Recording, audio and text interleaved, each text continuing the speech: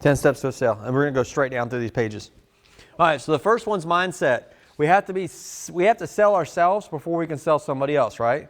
It's called sell or be sold. If you don't believe they're a buyer, or you're actually going to give your full energy and effort to them, everybody is a buyer. They're either going to be able to buy today or they're going to be able to buy 6-9 months down the road. There's 1,000 cars sold every day.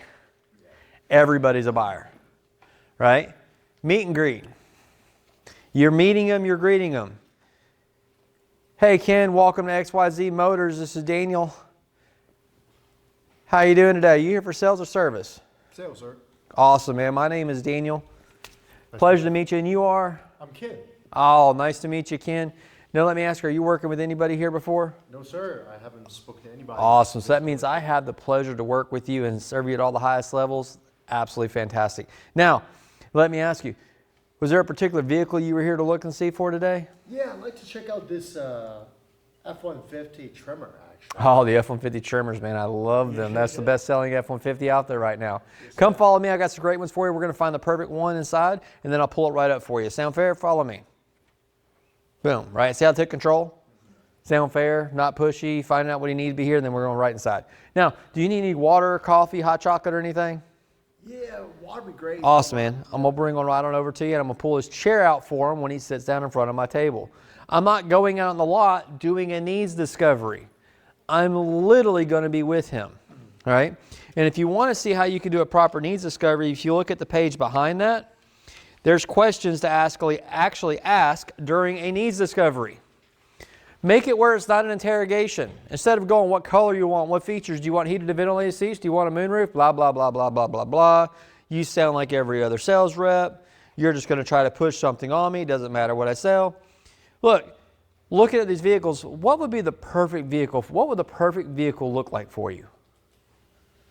Boom. You see how now they're going to give me everything? I don't have to make an interrogation. I'm open-ended with more than just an A or B answer. I'm diving it in. Right? Now, once I do needs discovery and I find out they have a trade, when do I want to do their trade value and look at the trade value? After the test drive or before we look at the new vehicle? Do trade walk around before? Before. Why would you want to do that? Do you guys know? So when I go present numbers and they ask about their trade, I pointed out some spots, the tires, ask questions as well, like asking different things such as, what are you currently paying on this vehicle? And then like, how did you get it so low? Did you Okay, things like that. What's the question again? Your trade. So when do you want to look at your trade, and why do you want to look at it before you go on a test drive? You get them that feeling that, like, it get them a kind of a negative feeling about their trade, so they can look at see what's better for us. Yeah, you're creating not a negative feeling on their trade necessarily, but you're creating a gap. Yep. The new vehicle is going to feel more positive to them. And we're going to explain why. You want to do it because you want to have numbers. The quicker you get off the test drive, the longer it takes to get numbers, what's happening to their emotional level? Longer it takes to get numbers after the test drive, the lower emotion they're going to have when you present those numbers. And the lower emotion they have when I present numbers, what are the odds I'm going to get my highest gross? Pretty freaking slim, right? I've seen time kill deals. Time kills gross as well. Hey guys, I know a lot of you have been wanting to get to the next level. What I want you to do right now is text me. This is my personal cell. All you have to do is text me who you are and what you need help with to get to the next level. So go ahead, text me right now, 205-952-6224, and I will help you crush it. As well, I got a bonus for you. Scan this QR code and get into our free community and unlock some courses for you as well. Let's crush it together and let's get back to the video. Now, with them being in the dealership and we're going over the trade and I'm going to bring their vehicle up to them. We're going to look at their trade first before we go look at the new vehicle. We're going to go outside together and look at it. Who's here the term trade devalue? Devalue the trade. Lose that phrase. Why don't I want you to lose the word devalue? It's negative. It feels like you're doing something sketchy to the customer. Yes, sir. Right? It can feel that way. It's a psychology thing. You're giving a trade valuation, okay? And we're going to talk deeper in trade valuation in a little bit. But think about that. You're creating a trade valuation. You're also creating the gap, the problem, because when I go and look at their vehicle, I point out things and I see things that they don't have that this new one's going to have. That I see how they're living and what's going on in their vehicle. When I show them the new one, I can make the problem seem bigger. Because let me tell you, if you have a bigger problem, if I tell you, Jamari, you just went and bought a house. Just pretend you went and bought a house. And I come out there, I do an inspection, I say, Jamari, you got a small hole. It's giving a few leaks to the side. I can go in and patch it up, or I can replace your whole roof. What would you want to do? I'll replace, get a whole new. You get a whole new roof with a couple small holes? Jamari. Most people aren't going to do that, right? A couple small holes, just patch it, right? Problem's that big. That cost less to patch, right? They're weighing the cost to the problem and will it solve it, right? Yeah, a patch will solve it. Man, you've got a big hole in your roof. I can patch it for you and take care of it, but it is going to cost you down the road. Do you want to go ahead and get a new roof? It costs more to get a new roof, but did I just make that problem seem bigger? I can patch it, it's going to solve it, but you're going to have that problem again down the road. Which one do you want to solve now with the big money? That's going to save you money in the long run. Spending a little bit of money here, a little bit of money here, a little bit of money here, it all adds up and you're spending bigger money down the road, right?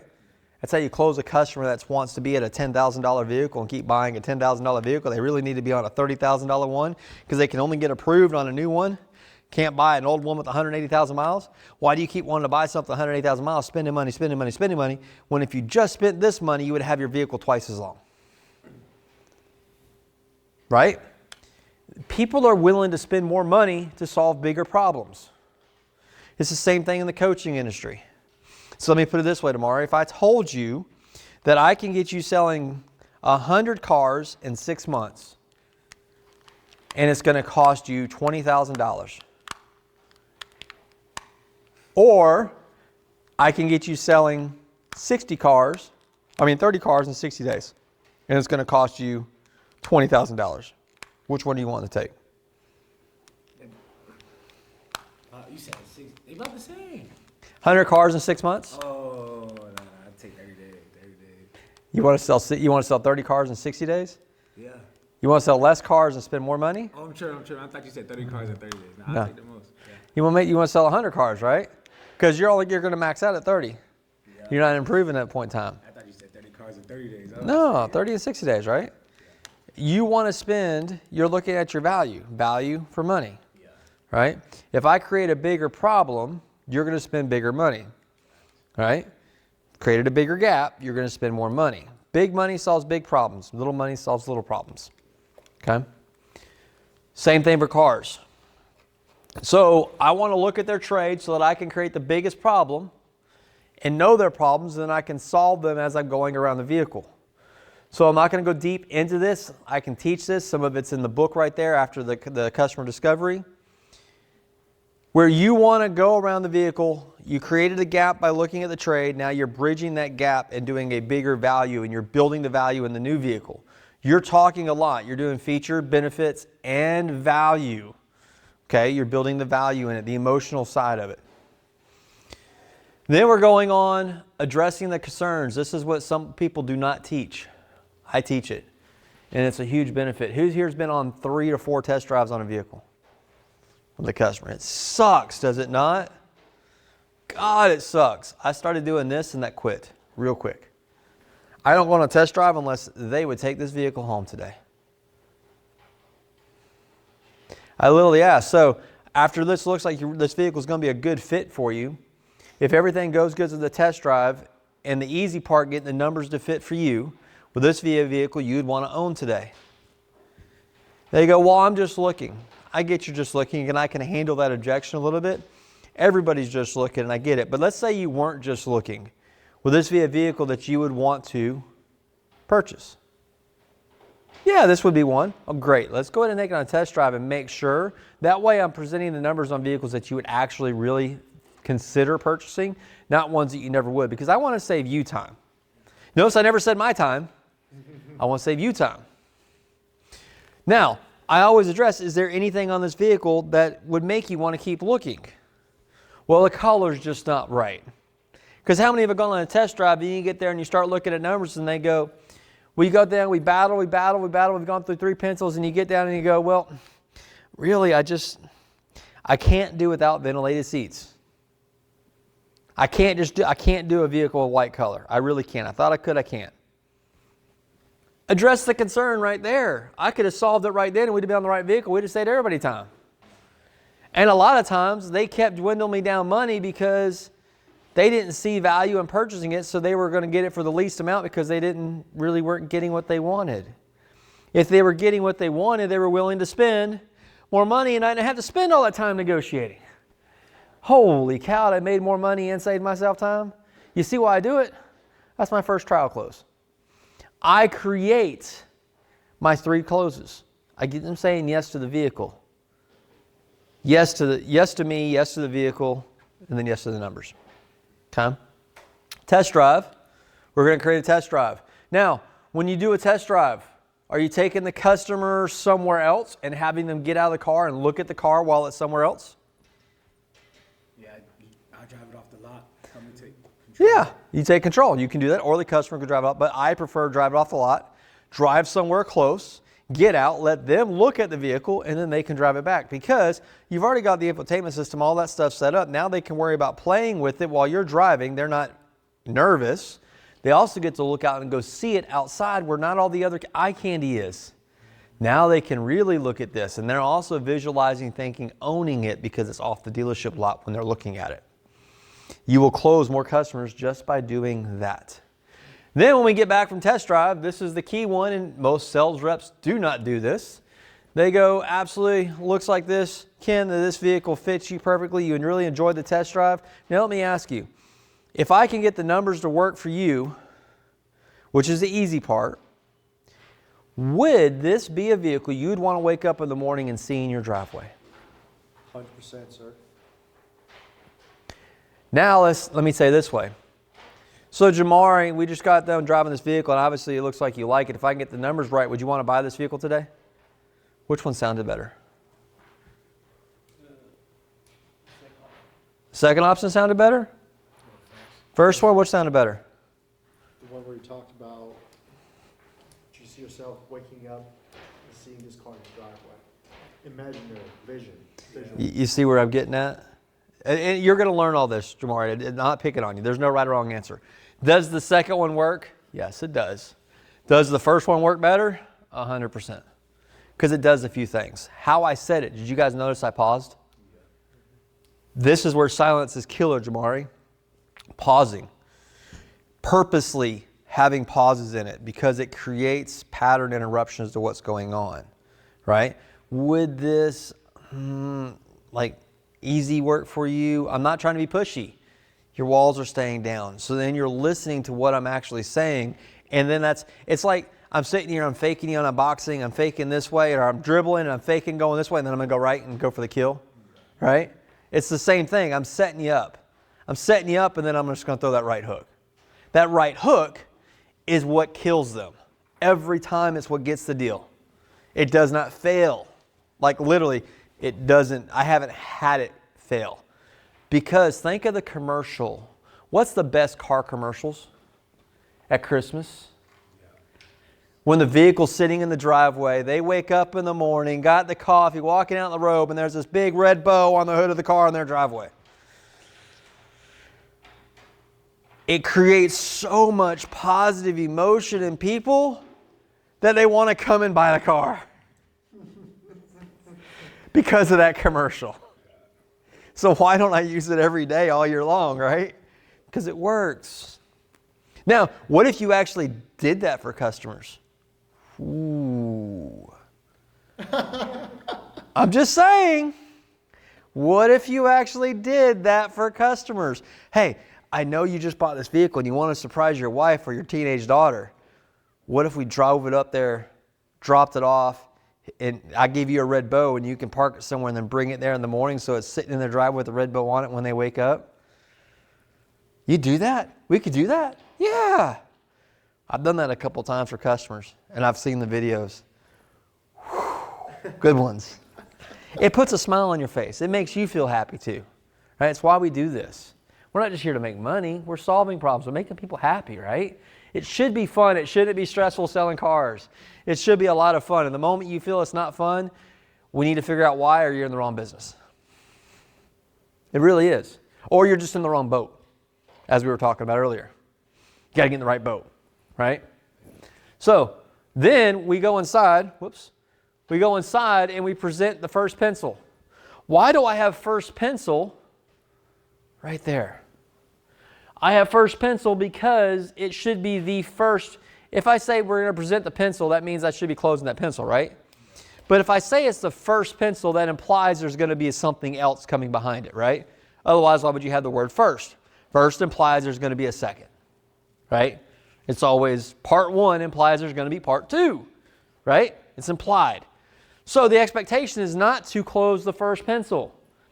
If anybody has you wanting to close the first pencil, you're doing it wrong. They're leaving your money on the table. And I say this is your money because it is your money. It's your commission. Right? So if I don't ask for all the money up front on the first pencil, I'm never going to get it. So say the vehicle's customer comes in and goes, I want to be at this, blah, blah, blah, and we show them internet price is $50,000 and we show them internet price at $50,000 and they buy the vehicle. Great. But what do they turn around and go do? Say they're buying like a Bronco, right, or a Jeep. And they turn around and they go to the off-road shop and spend $10,000 putting upfit products on it. Did I ask for all the money? Nope. Left money on the table. What if I sit there and I showed them the first pencil is $50,000 and I have some upfit options that most of my customers typically do? Most of my customers do it. Some do, some don't. But most of my customers typically do it because I'm going to Jones affect you. Right? The words we say matter. What if I showed them the upfit on a truck, the level, the spray and bed liner, the tonneau cover, and I put that on all of mine? Tinted windows, ceramic coating, and this. I put that accessory on there. You don't have to get it, but I put it on there. Now I'm asking for the money. You see where I'm getting at? Or my vehicle's MSRP, and we have discounts, and we start showing our vehicles at MSRP minus the rebates. And then we go in and ask for the money. You're a commission salesperson. It works that way. What if you're a non-commission sales? What if you're a one low price dealer and the price is what the price is? There's dealers out there to do that. Does this work? 100% because you're putting accessories on. Right? You're trying to get down to it. Now here's the other scenario. You're a one low price dealer and you're a non-commission salesperson. Worked for that dealer. Do you still want to close your first pencil? No. Why is that? Because the first number I should be presenting shouldn't be where they settle at. That goes the same for payment. Because I'm a non-commissioned sales rep and I have a one low price and we don't put any fees. Where does the dealership make their money? Accessories? On accessories, but they're not adding it to it. I don't get paid on it, so why do I want to put accessories on the deal? Financing is going to be on the back. Finance, right? And so the dealership wants to make some money. Guess where I get some bonus from? Back end. My back end money, if it reaches a certain mark, I have a bonus mark. Or my trade. Woo, 80% of the customers trade, right? Yeah. Do you guys know, Jamari, I don't know if your dealership is this, if you trade your commission, when you're purchasing a vehicle, when we get the trade value, we'll talk about this, your dealership's going to purchase a vehicle for a certain amount, but your job is to buy that vehicle from the customer for less. Because every bit of money you buy for less goes into your gross. And you make money off of it. Right? So, am I a commission salesperson? Hell yeah, I am. Even though I'm in a non-commissioned sales place because I'm still focused on that stuff. So, if I show 60 months, and here's the other thing, right? Customers are payment conscious. Customer comes in and they want to pay $500 for a vehicle. That's what they tell you. I never want to know what a customer wants to pay. Never want to know it. Because if I don't show it to them the first time, I look like the bad guy. That's why I don't ask, what do you want to pay or how much are you paying? I just want to show them numbers. I don't talk any numbers unless numbers are sitting in front of me. That's my golden rule. Unless I have to, and it's a very slim exception to the rule. So I'm showing them, they want to be at 500, and I come over there and I show them 60 months, $899. What do you think they're going to tell me? I want to be at $500. Okay, I got you. Want to be at $500? Now let's look here though. We can have a conversation. This is the best way to purchase this vehicle. It's going to save you the most amount of money. Now I can look at some other options of extending your financing out. I do have that option for you. And do you also have some money down to be able to get you to that mark? No, I don't want to put any money down. I got it. And I understand, how long ago did you buy your vehicle? About 6 years ago? Vehicles have gone up in price and they've gone through quite a bit of a change, especially with all the new technology as well. You're getting more for your vehicle than you were back then with what's in it. So it cost a little bit more for that. Yeah, you're right. Most things do cost. So what's going on in their head? That $500 mark's starting to go up. They're starting to want to spend more because they see the big gap. They're trying to figure out a way to bridge up to get the vehicle because they really want the vehicle, because I built the emotion. They're trying to find how to justify spending more money. The logic side of it, right? Now, because I started 60, do I have room to move? Because I'm a one low price dealer, I'm not commissioned. I want to look out for them, but my job is I don't get paid unless I sell a car. It works just like commission. Can't change anything here. The only thing I can affect is that payment. And I can change payment by finding a lender that'll give you a good interest rate, or our payment options, or we can look at purchasing or leasing. We have several different things we can look at, right? I'm going to consult you and figure that out. You also have money down. But if you come in with a $500 payment, you're really probably looking to spend $600 because you're not going to tell me you're high into your budget, right? That's why I don't ask it. I want to be the good guy right up the front. I want to seem like I'm consulting and I'm helping you. So now that when I showed you that, you're raising your up to the high end, and then you're actually raising your high end up to what you really can. And then now I can show you 72 or 75 or maybe even 84 if I had to. I don't like to, but if I had to, I can get you some money down and we can get you there. Now I'll say, okay, I can't do $899, but what if we can get you at a different, would you be open to that? Okay. Would you have some money down that would help us get closer to that too? Because every $1,000 is about $20 in payment. Would you like to do some money down? Most of my customers tend to do that. You notice I say most of my customers? The Jones effect, right? The words we say. It's building all that up. So now I'm getting down to the payment they want to be at, that they'll accept and they'll give me a commitment. The purpose of the first pencil is to get the commitment. Now I got a commitment. Now let's go to the desk. I can't change the price, but I sure as heck can get them approved, maybe find a better interest rate. We can look at some terms. We can show them how much money down they need. But even those that are commissioned, you started MSRP, now you're not having to change price as much. You're changing here. You're holding on your trade because it doesn't matter. Anything these numbers change, all it affects is what? Payment. You see how I'm getting my first pencil? My whole job is to get a commitment on payment. Now, when I come back with my second pencil, is my second pencil going to match the payment that they committed to? Doesn't have to. It could. We could have been just a few minutes off and then I made some money on the second one, right? Yeah. But I can come back on my second one and now I'm really trying to verify they gave me the true commitment. You see where I'm really wanting to close on my third or my second? Yeah. If I close on my second, I may have, and it could go either way. They may just really be wanting to drag me down or wanting to drag me up, right? But I'm going to verify that what they gave me the first on the first pencil commitment is their true commitment. I may try to raise that about 20 bucks. If I could raise a customer $20 on their second pencil, get them to give me the commitment from the first commitment, second commitment would be $20 higher. Do you know that's $1,000 more in commission? If you made $1,000 times selling 20 vehicles, that's $20,000 more in commission. You just made yourself $3,000 more in money just by raising a customer 20 bucks. You see how it works? Small things solve big problems. Because your big problem, that's $3,000. That's a big problem for a month. But if I did it with small customers here, I win. Now, are you going to have the customers you lose? 100%. You saw that I had to sell as many.